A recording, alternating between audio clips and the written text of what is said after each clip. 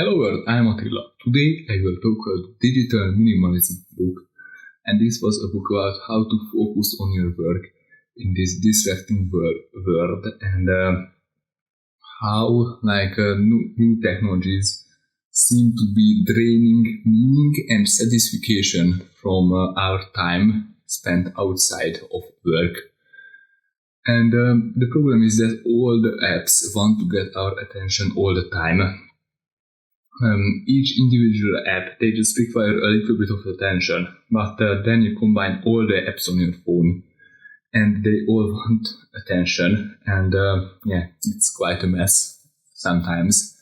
And this urge to check Twitter or refresh Reddit becomes a nervous twitch that shatters uninterrupted time into shards too small to support the presence necessary for an intentional life. And some of these addictive properties of social media are accidental. Very few people actually predicted the extent to which text messaging could command your attention, while many are quite purposeful. For example, the compulsive use is the foundation for many social media business plans. And there are two ways that these social media platforms make you addicted. The first is the intermittent positive reinforcement. You get unpredictable feedback. That this unpredictable feedback dominates most social media services. So there are few posts that get a lot of views and a lot of likes randomly. And because it's not a consistent thing, the users are glued to the screen because they constantly want to have new likes if one of their past comments or videos blew up. And the second thing is that we have this drive for social approval, while a single click requires almost no effort on your part, but to the user, being tagged, the resulting notification creates a socially satisfying sense that you were thinking about them. So users become addicted to this feeling that because they've got a like, somebody is thinking about them in the world and they are not alone. And there is a negative impact of this unrestricted online activity on physical well-being. Another worrying phenomenon is that online discussions seem to accelerate people's shift toward emotionally charged and draining extremes. So one of these examples was the terrifying attack on the Capitol. It's quite bad. And that's because in an open marketplace for attention, darker emotions attract more eyeballs than positive and constructive thoughts. And our relationship with these social media tools are quite complicated because they mix harm with benefits. And the most common response to social media addictiveness is that you should is to suggest modest hacks and tips, but but this approach doesn't really work. Restricting the use of Facebook to half an hour a day, for example. So instead, the book says that we need a philosophy of technology use, and he created a philosophy called digital minimalism. The definition is a philosophy of technology use in which you focus your online time on a small number of carefully selected and optimized activities that strongly support things you value, and then happily miss out on everything else. So this relies on three core principles. The first is that clutter is costly, that focusing on two many apps is very difficult and it takes a lot of time. Second is that optimization is important.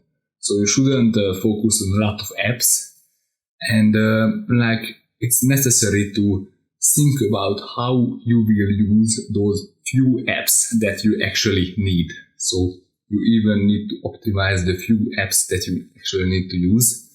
And the third thing is that intentionality is satisfying. If you optimize how you use technologies, you will be happier because of this. And then how you should select the few apps or websites that you should use. And this includes everything from everything digital, like apps, websites, video games, or YouTube, or streaming video on Netflix or things like that. So first you should you should first evaluate all the apps that you own, whether they are optional or necessary for your life. And you should take 30-day breaks from apps that you deem optional. It will be quite difficult in the beginning to don't check Facebook all the time. Sometimes you just have an urge to check it. But that's part of the process. You mustn't be weak. And instead of spending time on the app, you must explore higher quality activities. And your goal is to find activities that generate true satisfaction. And so technology has just a supporting role, not technology is the source of the satisfaction. And after the months had gone, you pushed a reset button on your digital habits. Now you can rebuild your digital habits from scratch in a much more intentional and minimalist manner.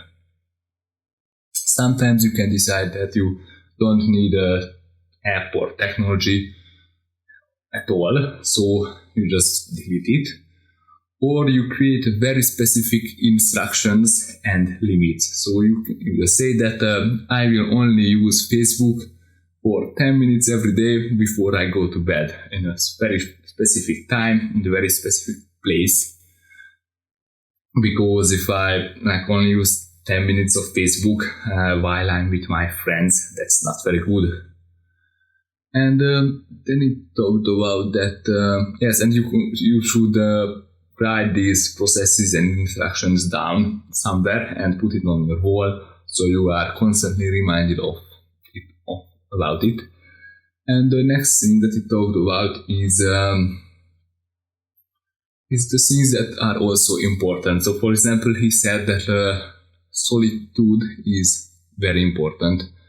So everyone benefits from regular doses of solitude, and equally important, anyone who avoids this state for an extended period of time will suffer.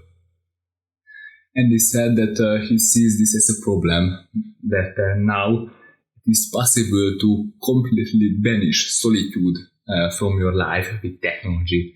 There are always podcasts and videos that you can listen to all the time, but humans need solitude. It is wired into our brains.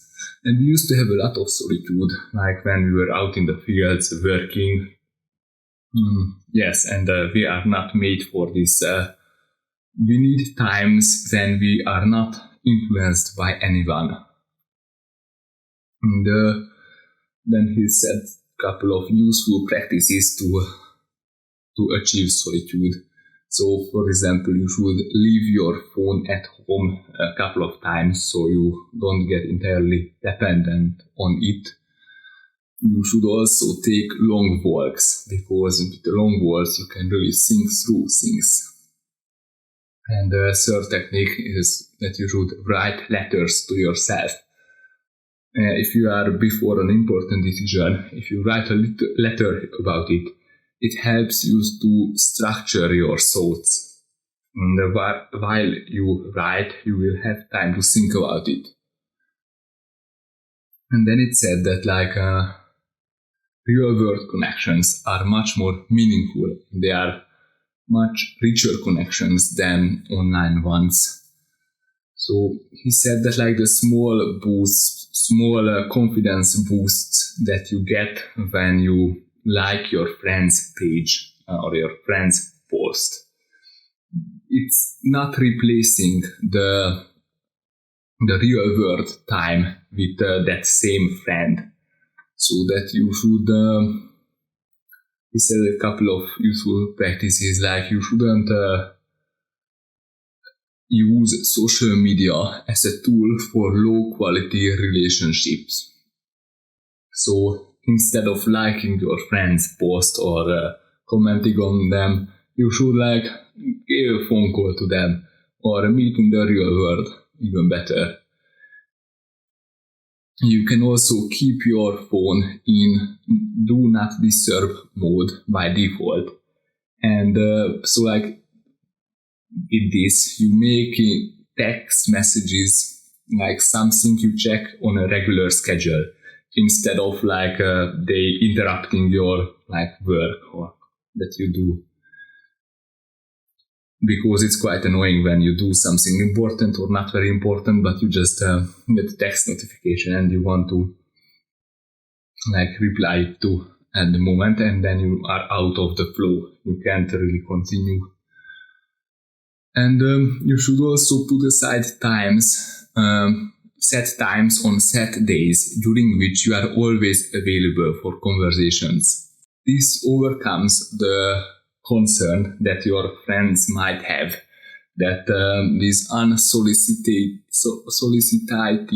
calls might be bothersome. So if they don't, if they know that in set times, in certain dates, you are always available and they are free to call you, then they won't be concerned that you might have a meeting during that point. And it also said that you should cultivate high quality leisure in your own life. And there are 3 leisure lessons that you should be aware of. So when you are planning your leisure time, you should prioritize demanding activity over passive consumption. Instead of watching a video, you should go out into the world and run or do something that's demanding. The second thing is that you should use skills to produce valuable things in the physical world. So do art, create paintings, craft something with your own hand. Because even though digital things are great, physical things have something to it. You can touch it. And that's very valuable. And the third thing is that you should seek activities that require real world, structured social interactions. So you should join to communities around your neighborhood, because communities are great because you do something demanding. And it's much easier to do sports in communities. So, for example, you might join to a yoga club or running or kayaking or whatever. But it's much easier to do it with a community, because if they invite you, it's more difficult for you to turn that offer down. And there are a few useful practices that he said. So one is that you should set a goal for yourself, that you want to fix or build something every week. And you should also schedule in advance the time you spend on low quality leisure. Low quality leisure is consuming, watching movies, watching videos, spending time on social media. So you will decide in advance that you will only spend 10 minutes on Facebook, and that's all. You won't get more. And you can also follow leisure plans. So it's said that there are some professionals who make leisure plans for you and that are not just browsing social media. And your personal brand might require social media presence because you have a company that requires you to be on the social media. And so you want something valuable from the network. So you must be on that social media. And that social media network also wants something from you. They want to undermine your autonomy. So they want you to be adopted from them, to be addicted to them. So this is a constant battle and balance that you must make. And there are some useful practices that he found useful. So first you should delete social media from your phone. So you are only able to check it on your desktop, on your PC, because the PC is not with you all the time. So it's much easier to use social media that way. You can also turn your devices into productivity machines. So you can block certain websites entirely. So you can't access them at all. Or you are only able to use, for example, Facebook on your desktop in a couple of hours or a couple of certain times of the day. So you can't check it while you are working. So there is a physical barrier. And you must focus on your work because you are physically unable to check that website. And you should also use social media as a professional, not for entertainment. So you shouldn't follow accounts that post dog memes or things like that. You should instead follow professionals or communities that they are talking about your interests, but you should only follow so much people. So it takes just a little time every day to browse through your social media feed. And you can also make your smartphone dumber. So there are these light phones that I think they are pretty stupid, but they've got a point that you are only able to make calls on that and create SMS and things like that. So they don't let you browse social media. I think they are quite expensive, but if you are unable to check your social media, you don't have to have a lot of willpower to stick with your plan and just focus on your work. So this was a quite interesting book. I think it's quite difficult for me as well to focus on my work when a text message pops up or I just want to check Twitter all the time. One technique that I found useful on Twitter is there is this chronological order tab. So instead of the Twitter engine recommending you feeds, you only watch the things that you follow in chronological order. So I get to the bottom of my feed every time, and it's not like an infinite scroll. So I think that's quite useful. There is a prequel to this book called Deep Work. So actually the Deep Work was released before this, and this is like a sequel from that. I made a review from that book, so I will link it in the description, and it's on the screen now. There, yes. And that's quite interesting as well. It talks about a lot more general, why it's important to focus on your work, why it's difficult in today's world. So that's it for today. Thanks for coming in. I have a YouTube channel and a podcast. You should subscribe to my YouTube channel or follow my podcast if you are interested. I read one book every day and I share the things that I learned from that book. I release videos daily. I also have a Twitter account. You can reach me there or in the YouTube comment section. Thanks for coming in. Bye bye.